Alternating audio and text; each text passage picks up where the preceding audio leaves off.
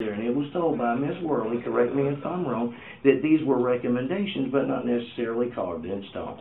And at that time, I said, we're going to court, and anything a judge tells me to do, I'll do. And we went to court, and the judge said, bring in a letter from them, and Cheyenne goes home. Yes or no? Yes or no? I think the CFT was after that was No. stated by Judge Hardison. The You had CFT stated that you had taken a letter at the last CFT. I did. I had taken the first letter. They took, guardian ad litem said, how do we know it's really real? And it's on Commonwealth Health. So Judge Stevens went back. Mr. Bradshaw actually drafted it. They agreed to it. Now they don't like it. Well, it's not that they don't like it. The Cheyenne's home. Yeah.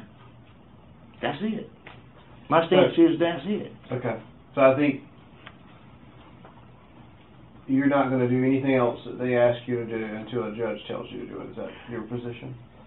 My opinion is, legally, I had the right for my daughter to come home, and you had an affirmative duty to return her home.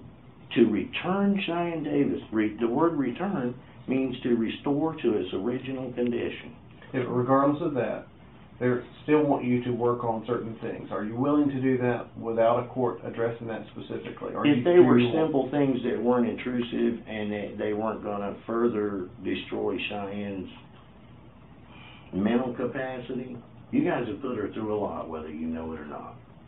You caused her to have trust issues, authority figure issues, because no one has been consistent. Her father has been.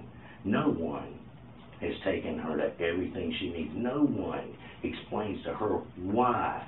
They just say, because I told you to. No one has given her any reason to trust them here. If you do not see that, I don't know how to make you see that. And no one here can tell me one good thing they've done for Cheyenne in 8 months, can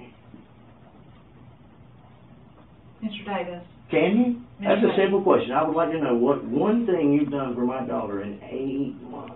Well, I think because we've been trying to get a service agreement implemented and trying to provide services and have been unable to do that, I think I acknowledge that. Hey, you may have cognitive distortions or paranoid ideations, as Dr. Matala has said, because there's been none, counselor. Let's be, you think, you believe. I'm asking you, show me a piece of paper that says you did anything for my daughter. Anything. Mr. Davis, you've indicated in the past, and maybe even in here today, that you feel like you understand, you read a lot about the state policy and guidelines for us. Have you read, you've been reading those things? A lot of advice comes from a federal prosecutor and you might know Miss Meyer. She's with the Rutherford Institute. She sued you guys over an educational issue about violating a young man's rights by strip searching in a union school.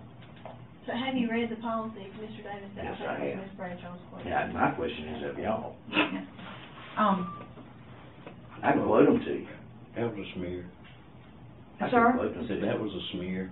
I think that's one of the reasons why we haven't been able to... You don't like my attitude, I could care less whether you like my attitude.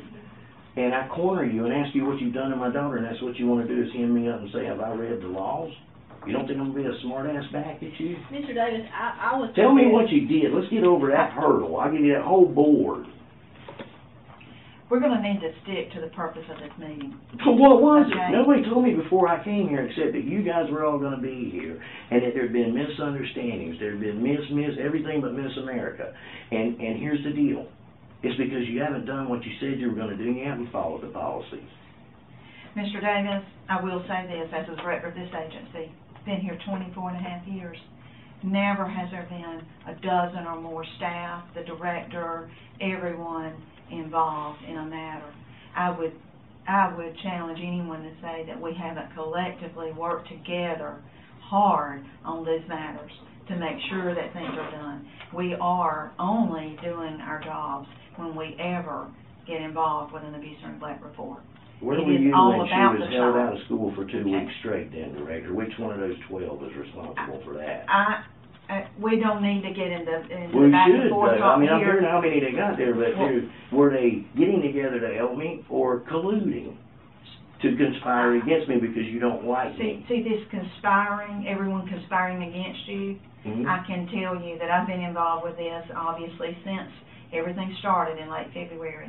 And that constant feedback to our staff and whoever's involved and belief that there's conspiracy I haven't seen and all that any emails is since y'all told me to contributing stop to sending the them. delays and the problems. How am I delaying? My attitude delays your job. You're unprofessional then. We're If you trying to think keep this that I'm the professional, Mr. hardest, Davis. am I really that hard to get along with compared to all the DSS cases that you guys face? The problem is you bit the wrong one. That's the only problem. You're not used to somebody like me that's gonna stand up for civil rights. I'm told by a GAL attorney in court, if Mr. Davis will forget about his Fourth Amendment rights, this will go faster. Why don't we forget about the 19th and 14th? And that way we can just take away all you women's right to vote and make you slaves.